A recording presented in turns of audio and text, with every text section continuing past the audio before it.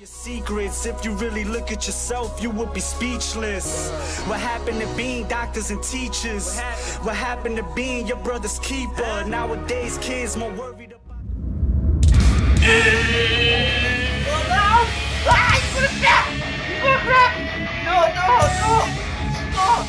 Stop! Wait! We're playing GTA 5, ladies and gentlemen. We're in a race.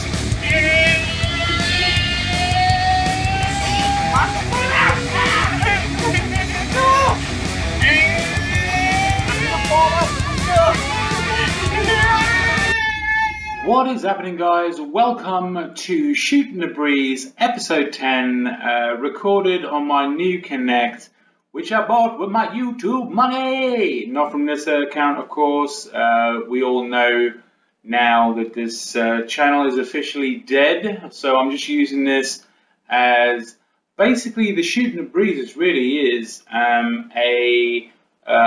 a record of my weight loss, because I know it doesn't look like it right now, but I've actually next week I would have lost 3 stone, hopefully. No, should have done. But and also next week, if I work really hard this week, I should go under 300 pounds, which is one of the smaller goals that I have. And with weight loss, if you have a huge amount of weight to lose, then I would definitely suggest kind of just looking where you're at, and then from there achieving smaller goals, and then eventually, you know, as time passes on, the weight will fall off. It is a long, hard road, especially when you have a lot of weight to lose, like myself. But I definitely recommend sticking at it, and it's definitely something I'm all in now. I'm all in. Like, if I fail now, I'm just gonna look like some kind of flippy floppy flopper. So I'm not planning on doing that. Last week I put on 3 pounds. That's because I wasn't going to the gym. I was eating more than usual. I was just eating whenever I was hungry, and I also drank a lot as well. That was basically the week after the job that I was meant to be starting got pulled from under my feet. So mentally I was in a pretty down place. I was pretty low, and I think that is the reason for it.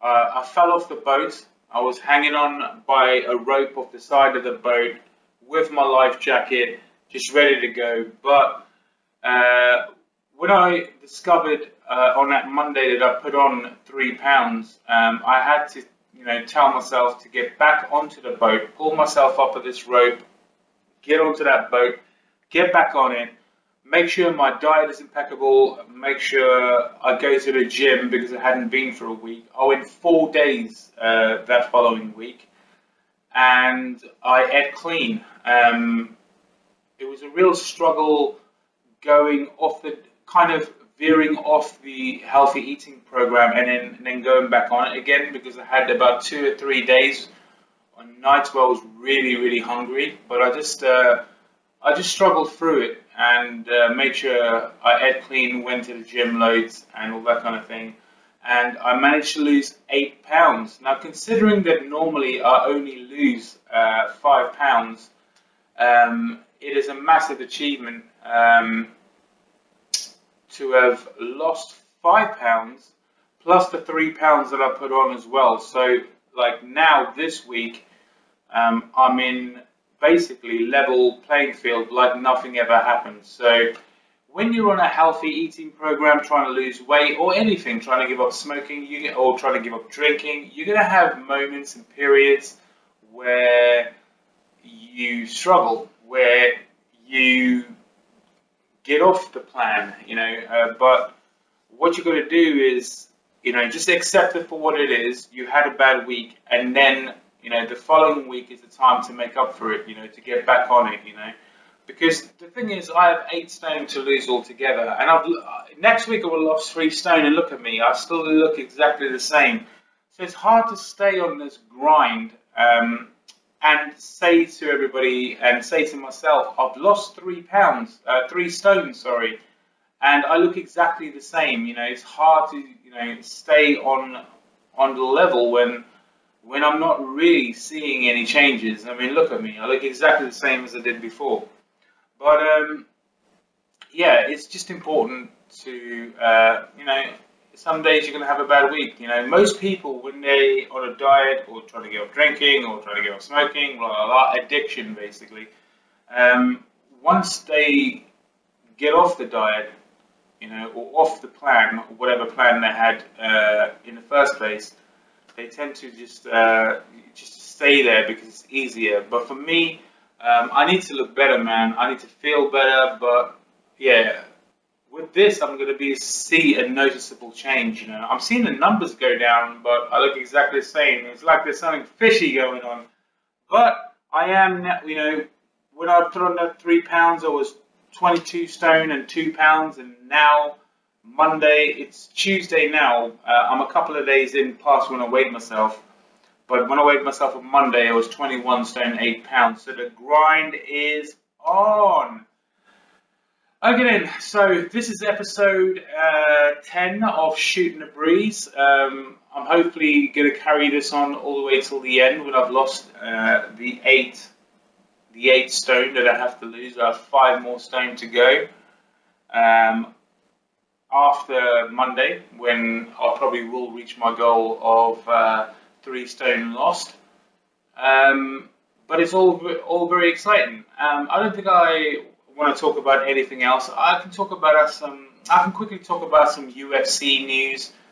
Brock Lesnar is going to have been added to the UFC 200 fight, man. In UFC 200, Brock Lesnar has been added to the card. That's the word I was looking for. Very exciting news. That's really just spiced up the UFC 200 card. But because of that, Ariel Helwani, my favorite reporter that I watch on YouTube, I watch all these fight interviews, I watch the MMA Hour, I watch the MMA Beat, only just because of Ariel Helwani.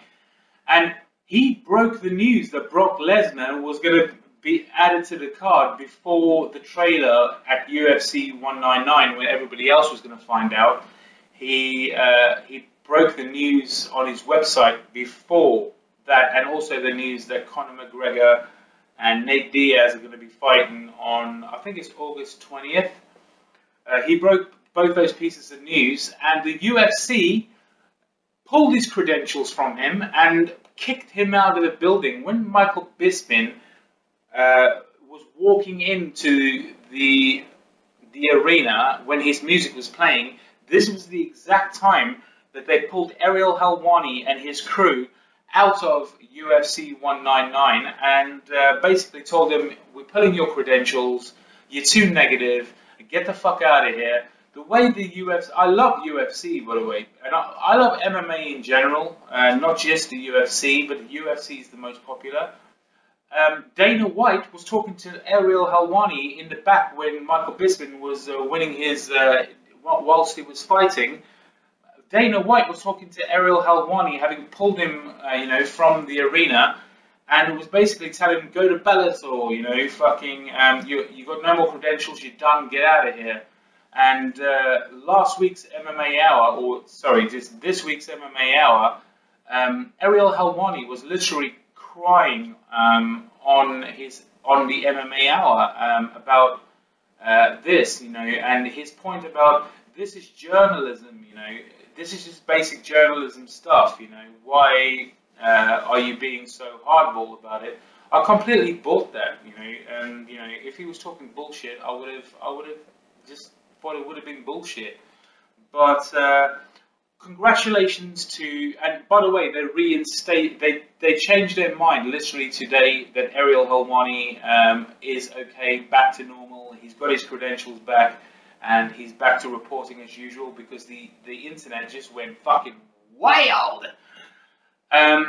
So that's great news. You know, I'm going to see more fight interviews from Ariel Helwani, because when they pull the credentials, you know, there's no help from the UFC. All the UFC fighters, there's no interviews with Ariel Helwani, so that's great news.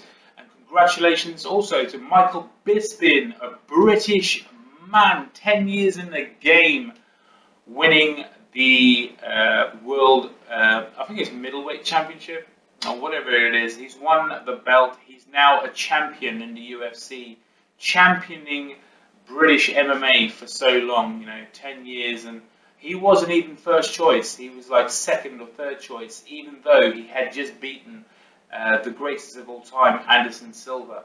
So I'm looking forward to UFC 200. It's a stacked card with Brock Lesnar on there now, with John Jones and the paper champ Cormier as the main event. I don't think Brock Lesnar is going to be the main event, but I'm really looking forward to that fight, man, because Brock Lesnar is a motherfucking gorilla. Okay then, guys, I try to chat a little bit more than just about health stuff on this week's Shooting the Breeze. It's been episode 10. It's been your boy, Scrub Daddy.